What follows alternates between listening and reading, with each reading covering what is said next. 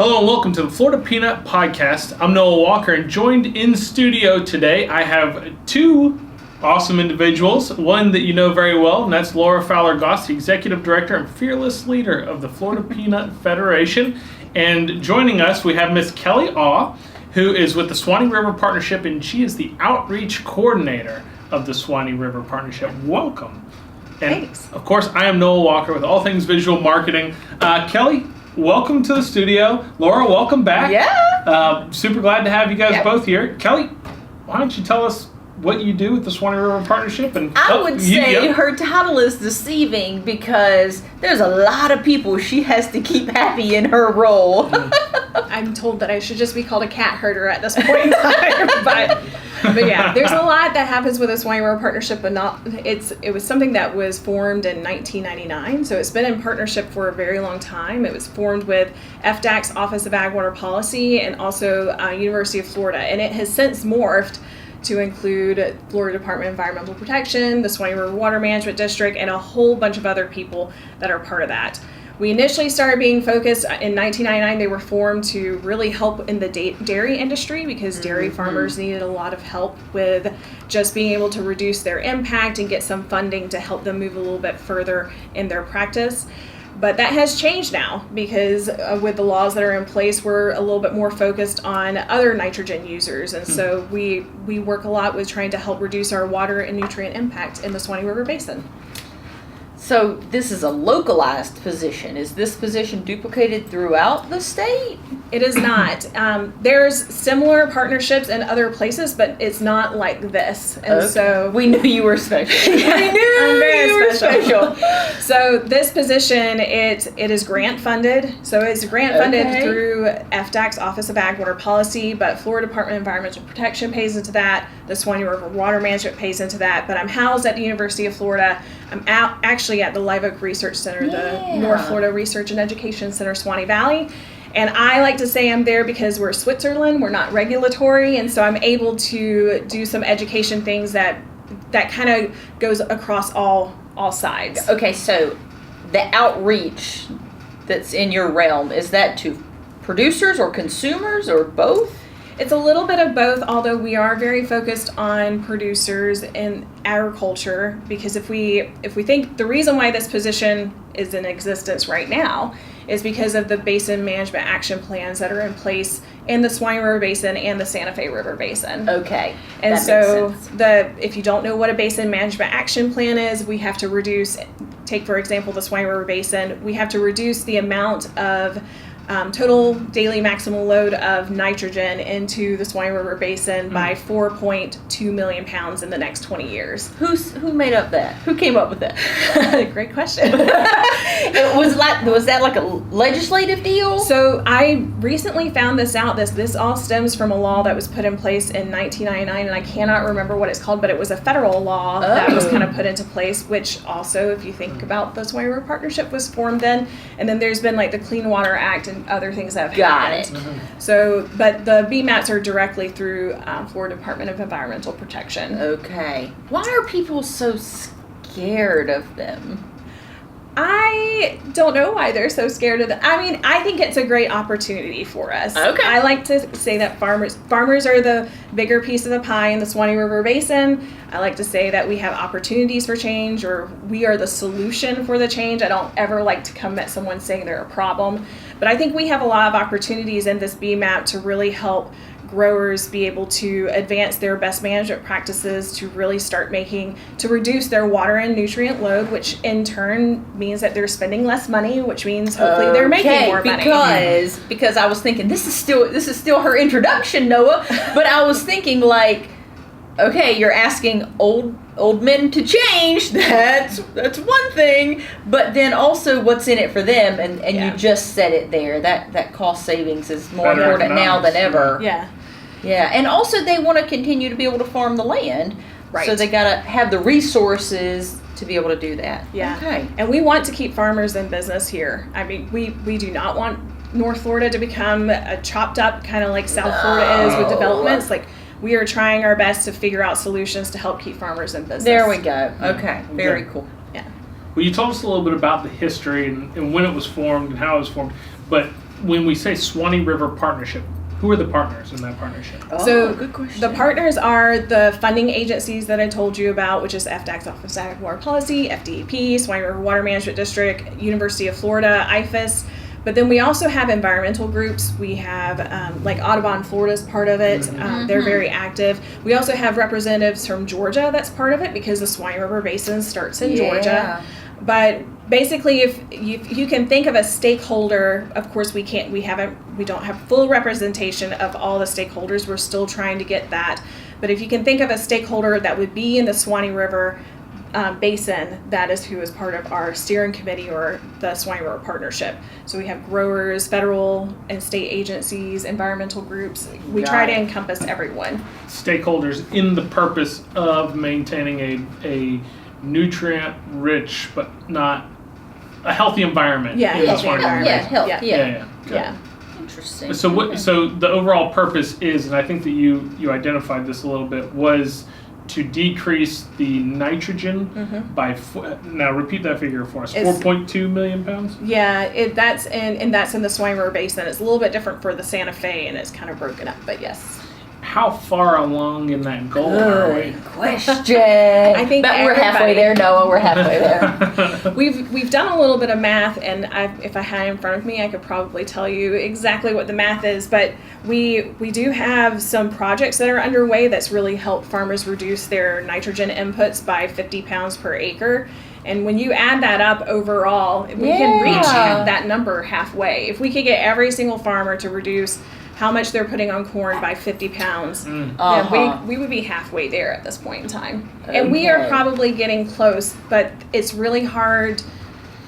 I don't ever want to go to a farmer and ask him how much fertilizer or his fertilizer records or anything like that. That is happening, but that's a regulatory thing, not a partnership thing. So. Got it. Now, is it just inputs what's targeted to take out, or is there are there I guess post-mitigation factors like peanuts or if I'm wrong here, stop me on the science, right? So they're a legume, so they take they create their own nitrogen and help. So they don't need take that some as an input. out of the environment too. So what are some of those factors? Is it all just inputs? Just grow more peanuts, eat more peanuts. That's the answer.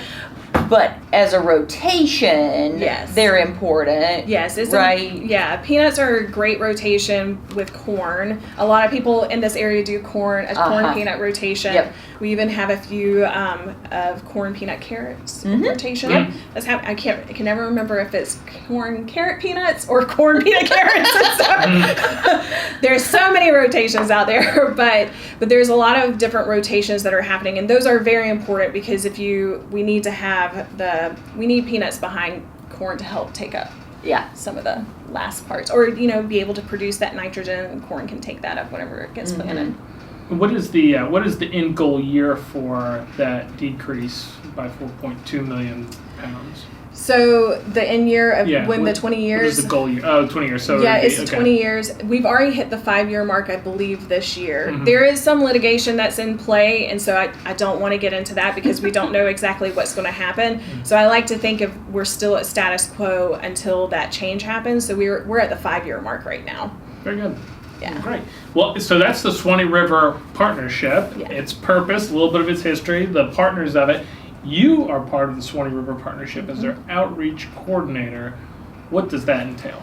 So as the outreach coordinator, since I'm grant funded, I definitely have some deliverables that I have to hit. And the one main deliverable that I focus on is that we have quarterly meetings with our stakeholders. It's called the Suwannee River Partnership Steering Committee meetings.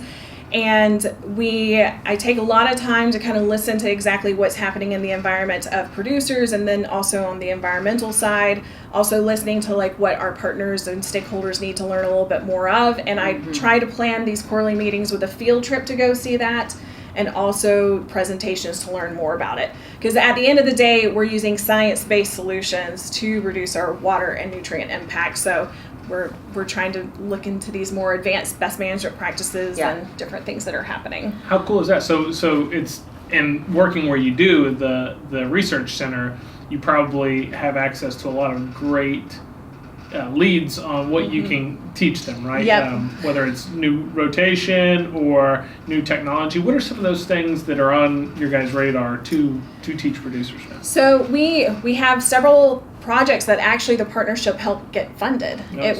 It was really amazing. One of the first major projects that I helped work on to get us some funding for it. It was a $1.8 million project. It's Fantastic. it's a 5-year project, and the reason why it's so expensive is because of the piece of equipment. So if you think about how corn or even peanuts are traditionally irrigated or fertigated, or the nutrients are applied, it's usually broadcast over throughout the pivot irrigation system. So what we're looking into with corn specifically is side dressing, which means that you would apply nitrogen directly by the row. So it goes directly to the root system. And in between the rows, that's not wasted. That's it's not put wasted. out unnecessarily. Yeah. So in order to, a lot of our job is at the research center is that we have to do a lot of research to prove that it will work. And so that's what we need to do. We need to do a proof of concept to show that if this would work on a larger scale. Right. So we have a crew that there's one person that he drives a Miller Highboy. And the whole purpose of this is that when the corn reaches maturity, it can still go over that corn and not damage the plant. So they can still apply nitrogen directly by the row.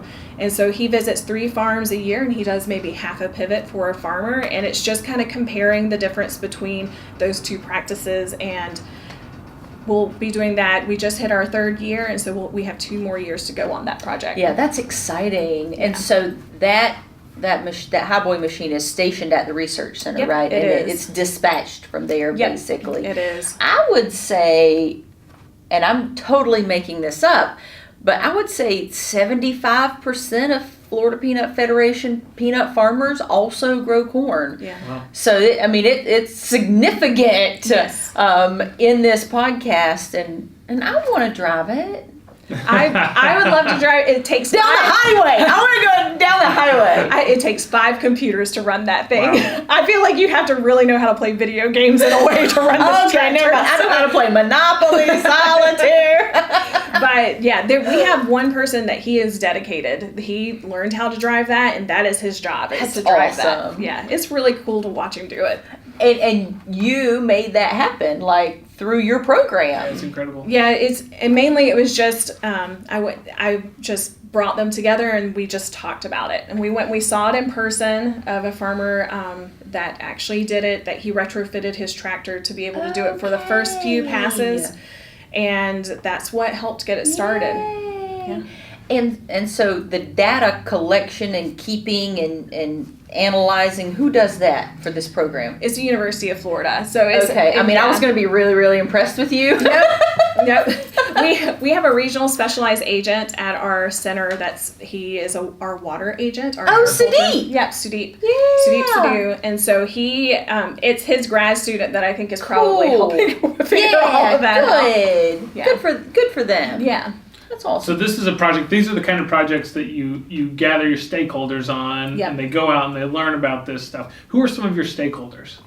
Yeah. So my stakeholders, I mean, you got it. We have Georgia Natural Resources, and so we have somebody that's up there. But we also have like Hugh Thomas, who's the executive director for the Suwannee River Water Management District. He's part of it.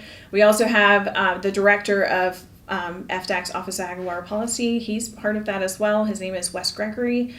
And we have, there's a ton of people. If you look at my list of who all's involved, there's a ton of people that are part of it. But this is the kind of thing that they come out, they learn from one of these It is field voluntary. trips. Yep. And then as the data is collected in their agency, so Suwannee River Water Management is seeing a flux or flow of nutrients into the springs, they can say, hey, this statistical change could be caused by this new practice. Yeah. How cool is that? Yeah. And I think that probably the networking that goes on at those meetings, Yes. just the simple conversational exchange of ideas can really bring up some enlightening points for the future projects and things. Yeah, and we have to have everybody that's part of the stakeholders. I mean, our environmental is just as important as our agriculture representatives because they bring a different perspective and a different way to look at things, and we learn from each other. It's so important. The other thing that I find, this is the thing that I find more valuable besides helping get projects move forward and funded, is that so many times these agencies are in meetings where they're pointing fingers at each other. Yeah. And this puts them on an equal ground, and they're able to kind of back away and step out of their comfort zone and step out of like their offices and really be able to talk about what's going on. Yeah. It's one thing to sit around the table with people versus sitting across the table. Yeah. It's very different than sitting around the table. Yeah. I think if you sit around that. around the table first, you can avoid sitting across the table. That's important. Okay, so we've talked about your stakeholder groups. What are some of the other deliverables that you have as part of your grant funding? So there's deliverables that are other meetings that we have to do, and a lot of this comes to the communication and outreach part of and education part of my position. We have something called a Suwannee River Partnership breakfasts that's kind of morphing into maybe a lunch and learn. We're trying out different things to get more engagement, because we do have growers that are part of that. And that's a great opportunity for people to come to these breakfasts, learn about what's happening in all the different groups, like the extension offices or what's happening on somebody's farm, and be able to pull some resources to help each other out. And then we also have something called the Interagency Ag Team Meeting, and that is more of an educational side of things. We do field trips on that as well. I really love field trips. Anytime that I can get out from behind my computer, I love it so much. But other people do too. Yes. So I think that's awesome. And that it's a great opportunity to network during those meetings as well. But it gives a different perspective, because we do go look at different things that are happening on farms that people may not know about. Because the Interagency Ag Team Meeting is really focused on the agriculture side of what's happening. And just talking science is boring. Yeah. But being able to apply or see science applied, it's pretty cool. Yeah. So Yep. there's a huge difference there, and a lot of people learn much better that way. Yes. Yeah, and I think that leads to deeper questions and more considerate thought once you can actually see instead of just read or listen to. Yeah. Cool. What other projects are going on, Kelly? We have another project that just went into play this year, and it's the Controlled Release Fertilizer Pilot Demonstration Project. And break that down for us. So controlled release fertilizer is different than what a lot of people know slow release fertilizer. You can buy that in Lowe's or Home Depot, and it slowly releases fertilizer throughout the season. But controlled release fertilizer, the companies that make this, they look at weather patterns and they take into account the crop growth cycle, and they formulate the fertilizer to fit the historical weather data as well as the growth pattern for that specific crop. So it's not something that you can apply to everything. So it's crop specific. It's very crop specific. We've done a lot of research with watermelon, corn, and carrots with controlled release fertilizer. We can't really do any more research. We know it works. And so we needed to get to the point where we know that if we're going to have to hit that 4.2 million pounds, we've got to figure out other resources for farmers. Controlled release fertilizer is extremely expensive, and we are not cost sharing fertilizer. We are cost sharing the technology around it that makes it to where we are not having to use as much fertilizer. Okay. So we've had 8 watermelon farms and 3 corn farms or producers that they have they're taking part of this pilot demonstration project this year, and we're paying them the difference between conventional fertilizer and controlled release fertilizer. Very cool. And they're located here in the Suwannee River Valley. Yep, they're located here in the Suwannee River Valley. Yep. Awesome. How cool is that? So this is for their growing season of that crop coming up. They'll just get one season worth through this program? We're testing it out to see how it works, and because there's 2 sides of this. We know that growers are interested in this product. Yeah. We know that it's very expensive for growers, but we need to know, we've already learned things about how people manage it because the technology is not fully understood. And so we're able to kind of realize where education is lacking to be able to get that out. But it's really good for us to learn, like, is there actually going to be an interest in this on the grower side? Like, will they be able to use it themselves? Because a lot of times when we're doing it, we are going and putting it out ourselves. Like research, we're going on farm and we're doing some of the work for them. That's what I was thinking. Preliminarily, in your opinion, has this been more successful on smaller operations where it's literally the man putting it out, or on larger operations where it can be scaled. Proven on a larger scale. Yeah, I think, well, if you think about watermelon farmers, their fields are typically not... They're not huge. They're not the 500,000 acres that we see on corn. Yeah. So it's interesting to watch how, because when we do it, we usually take up a portion of the field. We don't take up the entire, when we were doing on-farm demonstrations. Got it. And that's what's happening with this. We've asked them to select an acreage amount. And so we're paying them $250 per acre. This is probably a funny question, but I assume it's like on a corner or something. But would it be a better test if it was smack dab in the middle? So you could really see around it, because so many things happen on those exteriors. That's a great question. I would have to ask. So Bob Hockmuth is our regional specialized agent. I'll handle him. So he has really helped he has been the guy that's really head this up on the watermelon side. Yeah. And I know for research projects, we always do it in the middle. It's not usually on the outer edges. So growers usually give us a few, on watermelons at least, they give us a few rows and we have them marked off. Yeah, cool. Very cool. Yeah. Very cool. That's awesome. Is there anything else that we should know about your purview as outreach coordinator or the Suwannee River Partnership? Just know we're here to help. And so if you are a grower that's wanting to learn more, I would love to talk to you. We are definitely trying to figure out more ways to help growers, and it's very helpful for me to know what you see will be coming up in the next 5 years, so I can start thinking about the research that's backing that up and different things that we can do. Maybe we need to do some research on that, or maybe it's time, we've done the research and it's time to figure out funding for that. One thing that we're focusing on next is looking into cover crops and cost sharing, something to do with cover crops, because that's so important for soil health. All of these mass emails I get, they are just pounding in cover crops. Yep. And so we are definitely looking into that next, but I need to know what's going on in your world in order for me to help you. And Joel Love, he's kind of my counterpart. He's on a very similar grant to what I am, but he is the best management practice outreach or coordinator or educational guy that's at our center. Yeah. And we work a lot together. And so sometimes he'll hear something, the two of us will go out and we'll meet with a grower. Cool. We'll talk about what opportunities are out there. And then then we'll start using our network of funders and bring them all out to say, okay, this is where this farmer wants to go in 5 years. This is how he sees things going. What can we do to help him get there faster? Very cool. So we try to take a holistic approach, but I need to know what's going on in order to do that. What's the best way for somebody to get in touch with you so that they can do that? So you can email me. That's probably the easiest way. And my email is kaue@ufl.edu.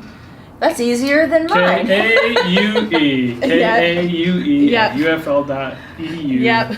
And anybody that's got me on speed dial, I'll forward it to Kelly. But I think you've proven that you're reasonable, you're relatable, you're willing to go out into the field, and that you really have, these connections and contacts that can really benefit the growers in the end, and that is the goal. Not only is that your goal through all your many acronyms of names of people that you work with and for and around, but the farmers want to stay in business. They want to take care of the land. They want to take care of the water. They don't want to go in the hole on every crop, barring whatever risk may come their way throughout the season. And I just think this is a tremendous opportunity to get to know you a little better and really be a proponent in the future of Suwannee River Partnership programs and activities. I love that. That's right.